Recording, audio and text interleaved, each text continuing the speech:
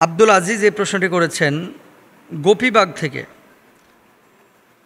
মোহতারাম, প্রায় দেখি যে আমার স্ত্রী আমার পকেট থেকে না বলে টাকা বের করে নেয়, এবং স্ত্রীকে আমি বললাম যে স্বামীর পকেট থেকে এভাবে টাকা নেওয়া জায়েজ আছে কিনা। স্ত্রী আমার ফতোয়া দিছে যে কিপটা জামাইয়ের পকেট থেকে এভাবে জোর করিয়া বা চুপে চাপে টাকা নিলে গুনাহ হয় না, এটা নাকি কোনো হুজুর বলছে।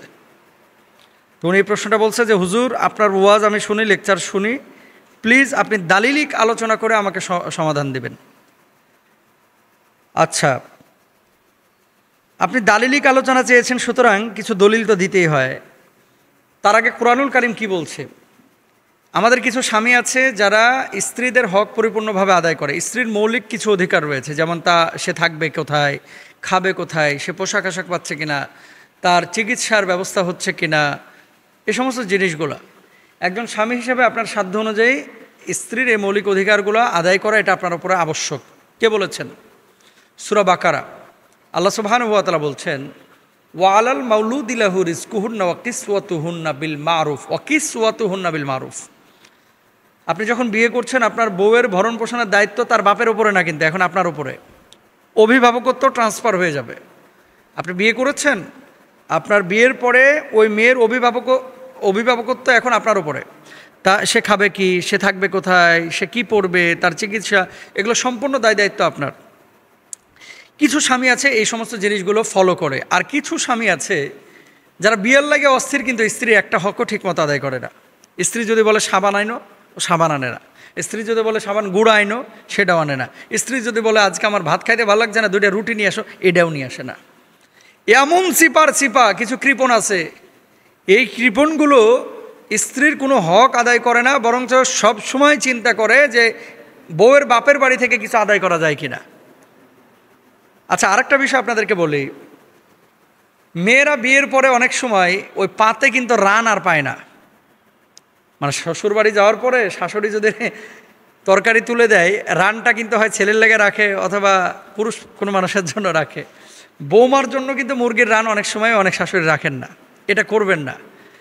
কোনো বৌমা যদি বুঝে যে আমার শাশুড়ি পার্সেন্টেজ করছে বা আমাকে মূল্যায়ন করছে না, এবং কোনো শাশুড়িও যদি বুঝে যে আমার বৌমা আমাকে যথাযথ মূল্যায়ন করতেছে না, সেখানে কিন্তু স্রোত অন্যদিকে বয়ে যাবে এবং বিশৃঙ্খলা তৈরি হবে।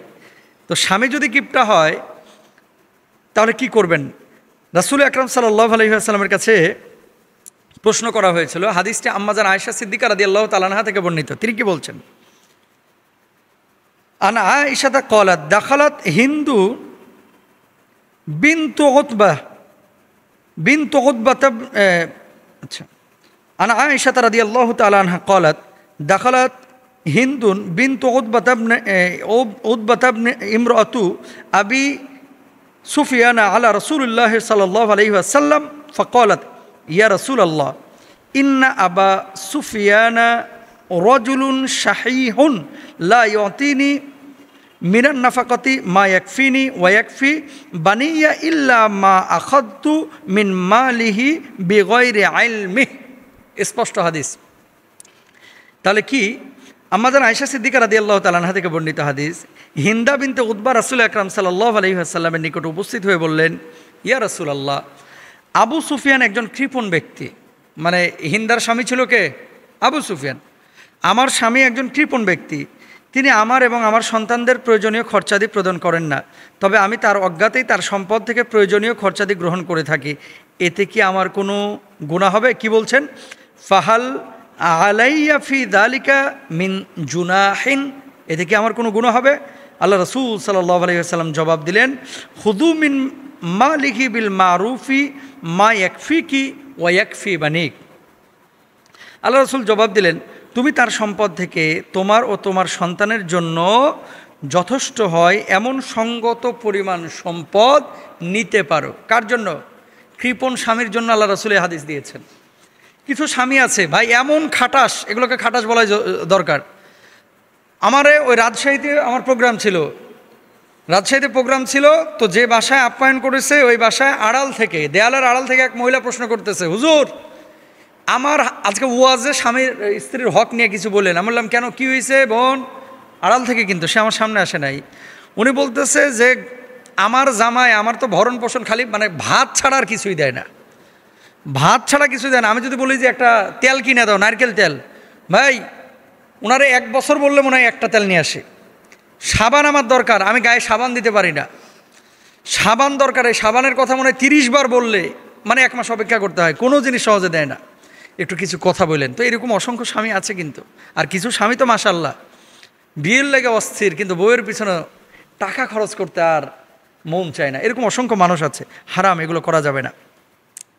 আয়েশা রাদিয়াল্লাহু তাআলা আনহা থেকে বর্ণিত, মুআবিয়া রাদিয়াল্লাহু তাআলা আনহুর মা হিন্দা রাসূল আকরাম সাল্লাল্লাহু আলাইহি ওয়াসাল্লামকে বলেন, আবু সুফিয়ান একজন কৃপণ ব্যক্তি, এমত অবস্থায় আমি যদি তার মাল থেকে গোপনে কিছু গ্রহণ করি তাতে কি আমার গুনাহ হবে? তিনি বললেন, তুমি তোমার সন্তানদের প্রয়োজন অনুসারে যথাযথভাবে গ্রহণ করতে পারো।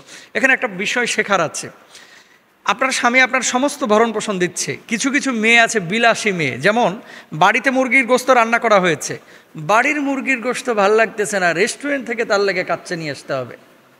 এগুলো অপচয় আছে না? অনলাইনে অর্ডার করে দিয়েছে, তার ড্রেস আছে প্রায় 15টা, অনলাইনে অর্ডার করে দিয়ে জামাইয়ের ওপর টর্চার করতেছে যে টাকা দিতে হবে, দিবা না কেন, অর্ডার করেছে।